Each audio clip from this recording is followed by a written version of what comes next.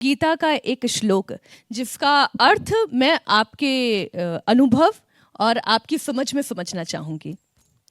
और बड़ा ही प्रचलित ये श्लोक है, हमारे में से बहुत सारे जो यहाँ पर ज्ञानी बैठे हुए हैं उन्होंने भी ये ज़रूर पढ़ा होगा।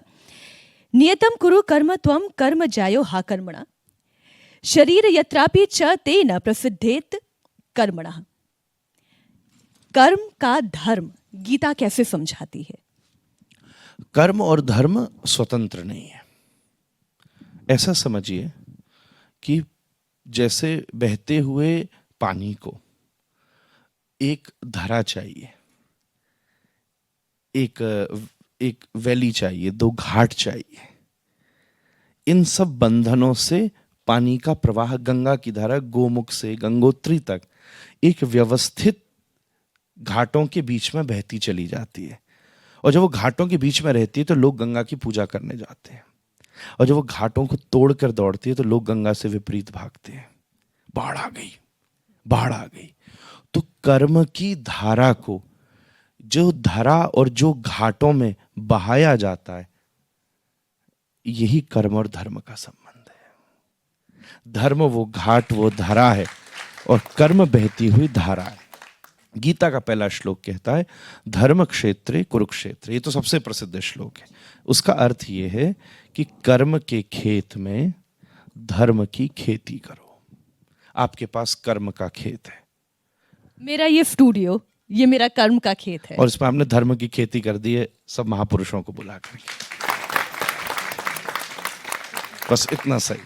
मेरे पास जो मैं कर रहा हूं, मैं बिजनेस कर रहा हूं, मैं टीचर हूं, मैं प्रोफेशनल हूं, मैं कैमरामैन हूं, जब पूरे वैल्यूज, पूरे डेडिकेशन के साथ, उसमें केवल स्वार्थ नहीं, परमार्थ भी नहीं, परमात्मा का दर्शन करते हुए मैं कार्य करूंगा, तो मेरे उस कर्म के खेत में धर्म की खेती होगी। और धर्म की खेती करोगे तो खेती ऐसी होगी, समाज का पेट भी भरेगी, अपना पेट भी भरेगी। फसल अच्छी लगेगी तो किसान अपना घर भी चलाएगा और पूरे भारत की जान बन जाएगा। और खेती खराब होगी तो ना अपना घर चलेगा, ना दूसरे का चलेगा। अधर्म की खेती करोगे तो बर्बाद हो जाओगे। धर्म की खेती करोगे, धैर्य रखना पड़ेगा, अपना काम भी चलेगा, विश्व का काम भी। मैं सुखी रहूं, आप सुखी रहो, ये प्रकृति है। मैं सुखी रहूं, आप दुखी रहो, ये विकृति है। कुछ मैं दुखी हो जाऊं, आप सुखी रहो, ये इस देश की संस्कृति। आपने कहा कि जब कर्म क्षेत्र में धर्म की पूर्ति हो रही है, अगर मैं अपने शब्दों में से समझने की कोशिश करूं, कर्म क्षेत्र में धर्म संगत कर्म की पूर्ति हो रही है, तो ये सही है। तो फिर ये जो दिल्ली से लेकर आगरा के बीच का ये जो 84 कोस है, यहाँ पे तो धर्म की पूर्ति हमेशा होती रही, कर्म धर्म संगत होता रहा, तो फिर ये ब्रज मंडल, ये 84 कोस, ये इतना पिछड़ा हुआ क्यों रह गया? उसके पीछे बहुत बड़ा ऐतिहासिक कारण है, और मैं बड़े दुर्भाग्य से कहूँगा, और वर्तमान समय में उन सब लोगों से कहूँगा कि सॉरी बोलकर उसको इम्प्रूवमेंट करें। मुगल साम्राज्य के समय दिल्ली और आगरा एक एपिसेंटर रहा उनका। आगरा में भी किला है और दिल्ली से लोग परिचित ही हैं। इस पूरे क्षेत्र के बीच में ब्रजमंडल आया। इतिहास के पन्नों में बात लिखी नहीं है, पर जितनी समस्या, जितना समाप्त उसे किया गया, पूरा 84 कोस का क्षेत्र खत्म कर दिया गया। कृष्ण संबंधी गोवर्धन, यमुना और मट्टी, रज, इसके अलावा कुछ नहीं बचा। ये स्थिति हो गई। इतनी निरीहता, इतनी क्रूरता व्याप्त हुई। भक्ति काल के समय सबसे पहले मेरे आचार्य, जिनकी संप्रदाय का मैं आचार्य हूँ, कथा के साथ साथ राधारमण मंदिर का गोसाई हूँ, चैतन्य महाप्रभु। चैतन्य महाप्रभु ने सबसे पहली बार आकर के विश्व को बताया। बंगला के शब्द हैं, राधा कुंड श्याम कुंड गिरी गोवर्धन मधुर मधुर वंशी बाजे, यही तो वृंदावन, यही वृंदावन है, यही वृंदावन है। उसके बाद भक्ति काल के संत आए, वल्लभाचार्य जी, सूरदास जी। इन्होंने 500 वर्ष में, तो टेक्निकली जिस व्रज को अभी हम देखते हैं वो 500 वर्ष में रिहेबिलिएट हुआ है। और अब तो दुनिया में आकर्षण का केंद्र है। कृष्ण कई बार प्रतीक्षा लेते हैं तो स्थान ने बहुत, जो अयोध्या की स्थिति अब हम देख रहे हैं, एक प्रकार से यही स्थिति 500 वर्ष पहले व्रज की थी, इससे भी गई बीती थी, कुछ पता ही नहीं था कौन क्या कहाँ है।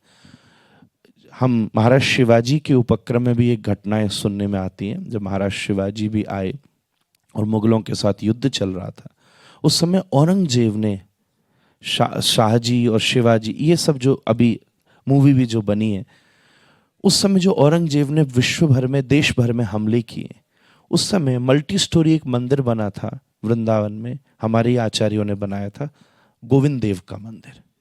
खोजते खोजते किंवदंती ये बनी कि उसकी छत के ऊपर दिया जल रहा था, औरंगजेब ने देखा कि मेरे से ऊंचा क्या है, पर उसका संबंध शिवाजी महाराज से ज्यादा है। उसने आके उस मंदिर को तोड़ा। लोगों को कितने स्थानों का नाम ब्रज के मूल स्थानों से मुक्त हो गया। कोई ये अकबरपुर हो गया, कोई ये पुर हो गया, कोई वो पुर हो गया, इतनी चीजें बदल गई। इतना ज्यादा वहां हिंसा हुई है कि लिखने वालों की लिख दें ये हिम्मत भी नहीं हुई। लेकिन फिर भी औरंगजेब को लेकर हमारे देश में इतने लोग परेशान क्यों हो जाते हैं कि उनकी कब्र के साथ कुछ नहीं होना चाहिए, उनके आदर्शों के साथ कुछ नहीं होना चाहिए। फिर कहते भी हैं कि वो हमारे आदर्श नहीं है, ये भी कहते हैं कि वो हमारे आदर्श नहीं है, लेकिन फिर भी उनका सम्मान होना चाहिए।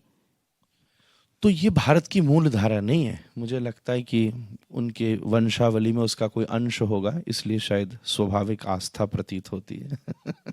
अन्यथा उनके वंश में उसका अंश हुए बिना ये हो नहीं सकता। मैं तो एक बात कहूंगा, एक स्त्री को लिया था रावण ने, हजारों साल से हर साल जलाते हैं हम लोग, हर साल जलाते हैं। गुणों की खान था। रामायण की मैंने एक सीरीज की है एक बार, रावण के राम, जिसमें रावण की भी दूसरा जो परसेप्शन है, रावण के द्वारा लिखे स्तोत्र को गाए बिना शिव की पूजा पूरी नहीं हो सकती। शिव तांडव जिसको कहते हैं, जटाटवी गलज्ज्वल प्रवाह पावित स्थले गले वलंबि लंबिताम भुजंग तुंग मालिकाम डमट डमट डमट डमन निनाद वड्डवर्वयम चकार चंड तांडवम तनोतु न शिव शिवम। उसका अंतिम श्लोक कहता है, पूजा वसान समय दशवक्त्र गीतम। पूजा के अंत में दशानन के मुख से निकला ये गीत गाए बिना शिवार्चन नहीं होता। ऐसा बनाओ कि आपका मन करेगा रावण का मंदिर बना डालो। गुणों की खान है रावण, वंश में ऊंचा, कुल में ऊंचा, उसके लोग उसके लिए मरने को तैयार हो गए जानते हुए। इधर अयोध्या वासियों ने राम जी को बेचारों को बाहर भेज दिया, सीता जी को बाद में भेज दिया। करो कंपैरिजन करोगे तो उल्टा हो जाएगा मामला। पर उसके बाद भी ये देश जानता है कि हमें रावण की संतान नहीं होनी, क्योंकि वो दूसरे की स्त्री का हरण करता है। हमें राम की संतान होनी है। इसलिए हमारे यहाँ जो राम जी के प्रेमी हैं, उनके वंश में रावण का कोई अंश नहीं है। हम लोग राम वंशी हैं। अब बेचारे जिनके जीवन में हमारे घर में पुत्र भी हो तो नाम राम ही रखा जाता है, रावण मैंने कभी नहीं सुना। रखना भी नहीं चाहिए। क्या करना है? राम से आराम भी है और संपूर्ण जीवन को विराम भी है।